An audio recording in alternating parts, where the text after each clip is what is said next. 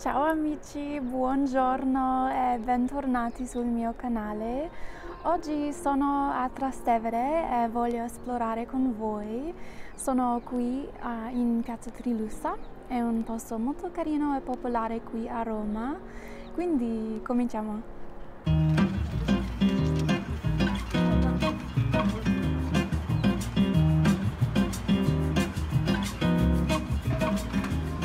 So for today's video, I looked up a few different blogs about things to do in Trastevere, and I'm just gonna walk around and show you the highlights of most of the vlogs.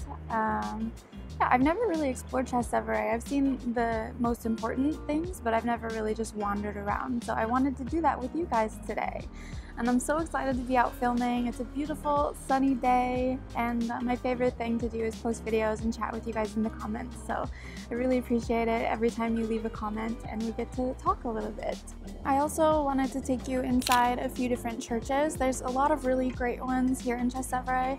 One of them has Bernini sculptures in it, and another one is just like one you shouldn't miss.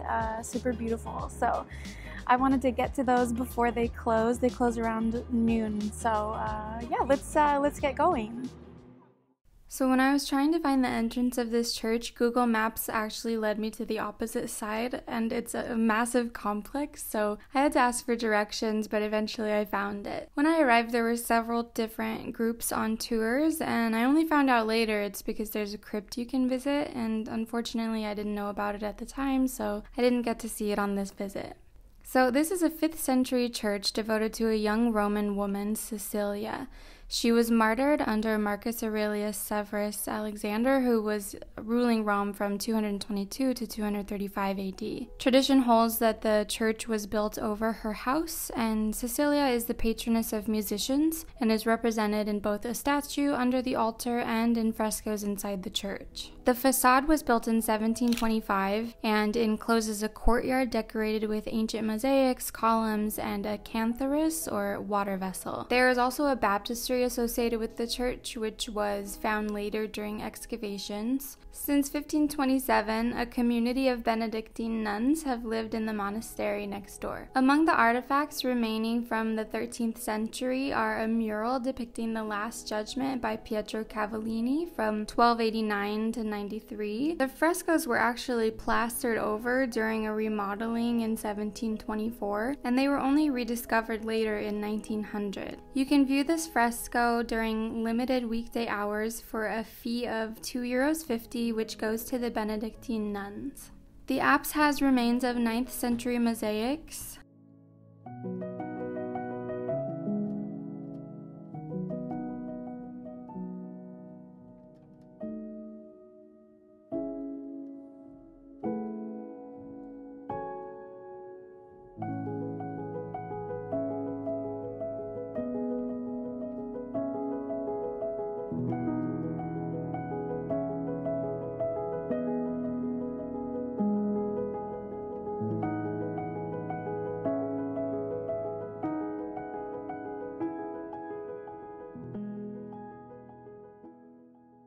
And this sculpture, The Martyrdom of St. Cecilia by Stefano Maderno, is one of the most famous examples of Baroque sculpture. There is also a marble slab with a sworn statement saying that he had recorded the body as he saw it when the tomb was opened in 1599. And because I wasn't able to go visit the crypt, I found a photo to show you. It is decorated in a Cosimatesque style and contains the relics of St. Cecilia and her husband St. Valerian.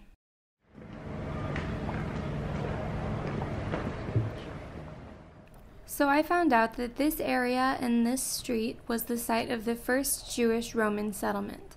Around year 1000, the Jews built Rome's first synagogue here, and in the 18th century, the synagogue collapsed, so the Jews moved across the Tiber to the ghetto. Today, the synagogue's presumed location stands a medieval house with beautiful arches and columns. This street has many archaeological artifacts that are embedded into the walls of the buildings, and if you've watched some of my other videos, you'll know that these are called spolia, and you can see them all over the buildings here in Trastevere.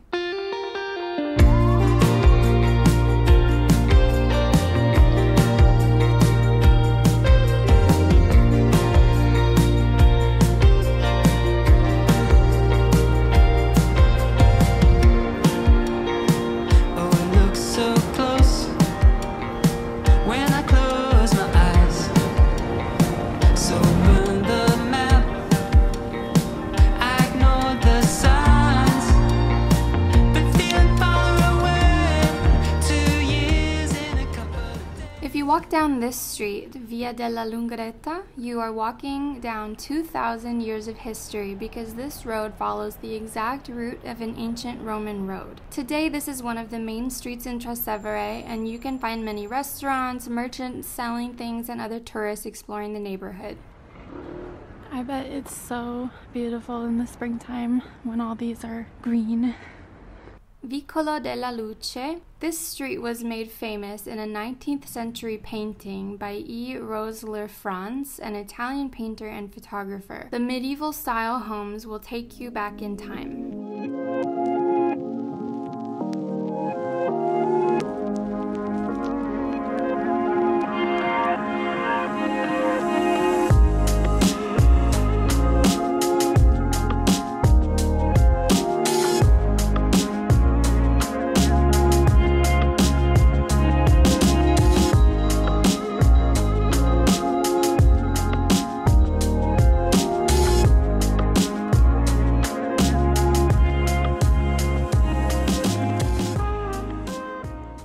This is the Fontana della Botte, or the Fountain of the Barrel, and if you've seen some of my other videos, you'll remember that there are special fountains representing the different neighborhoods in Rome. They were built in 1927 as a project by the architect Pietro Lombardi. The barrel represents Trastevere's long history of wine.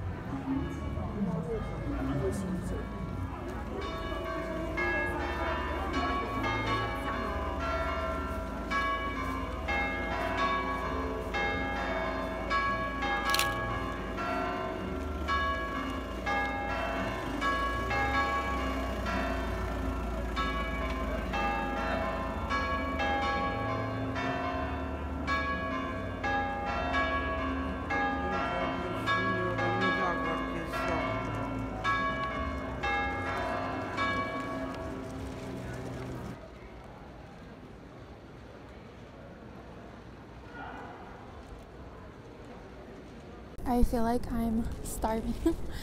I've already walked like 12,000 steps today. I walked here from my house, which is near the Vatican, so it's quite a long walk. And this whole video is just me walking down different streets, so lots of walking today. I wanted to go to a church over here that has Bernini sculptures, but when I got there, there's like a huge funeral going on, so I'm not gonna go in there and film this. But I'm just taking a break here in the Santa Maria Trastevere Piazza, and then I'll show you more of this side of Trastevere.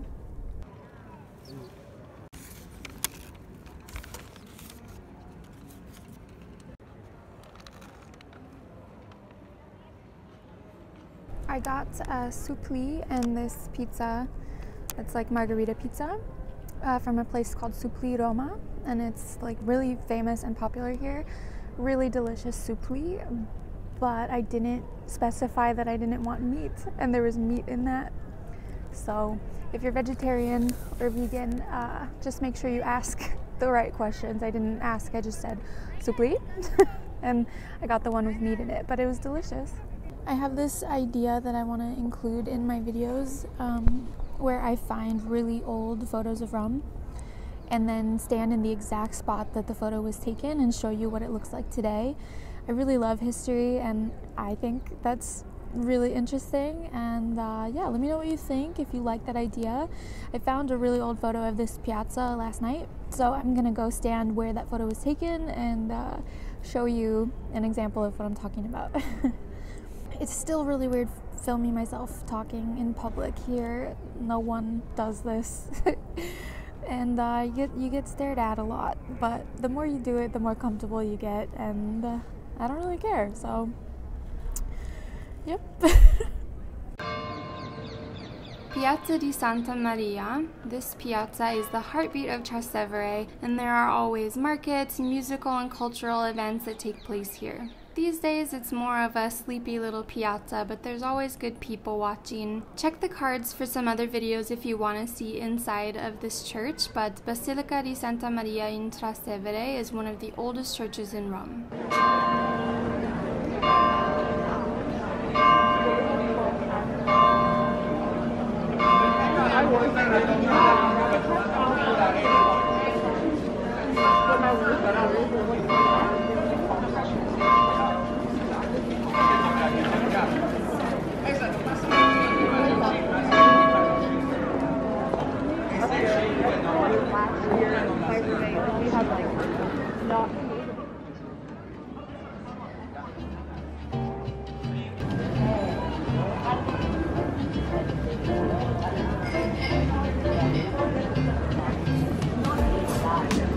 Buongiorno,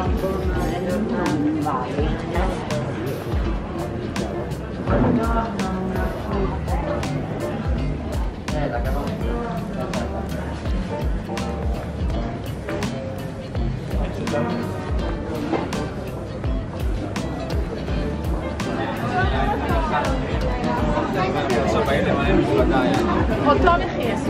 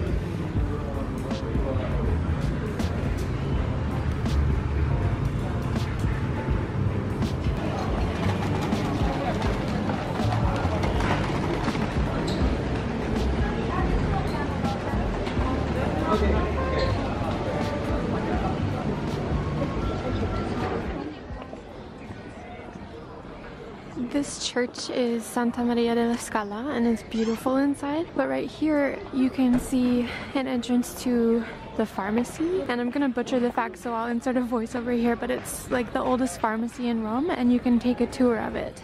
Okay, so I wasn't too far off of my guess, but this was called an apothecary, and it was where people went to buy medicines that were mostly made with medicinal herbs. The oldest in Rome, and was established in 1600. Initially, it was part of the monastery that was right next door and was for internal use only, but then it was open to the public, and it became the most famous apothecary in Rome, where prominent personalities such as princes, popes, and doctors were supplied, so much so that it began to be called the Pharmacy of the Popes. Today it still has the original furnishings and the machinery that was used to create the ointments and pills. You'll really take a step back in time visiting this place because everything stopped in 1700. The ancient pharmacy of Santa Maria della Scala remained in operation until 1954, but luckily everything has been preserved over time. If you want to visit this place, I will leave the information in the description box below.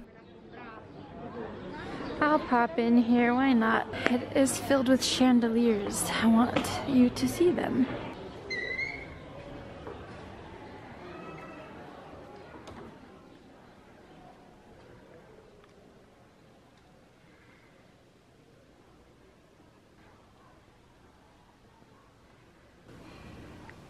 I'm the only one here.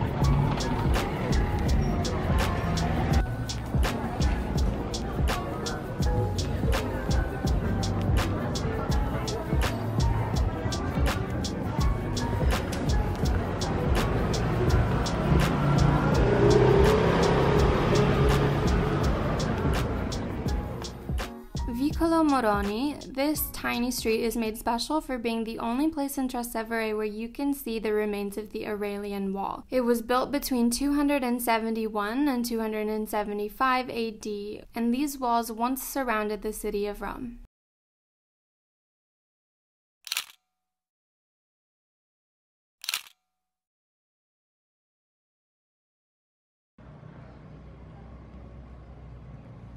Trastevere is definitely where you want to be if you want good local food, nightlife, and people watching. It's extremely walkable and there is always something new to discover. There are also several colleges here, so it's filled with young people and many of them are Americans. It's also pretty walkable if you want to get to the historical center by crossing the river. I will leave some of my favorite food recommendations in the description box below for you as well.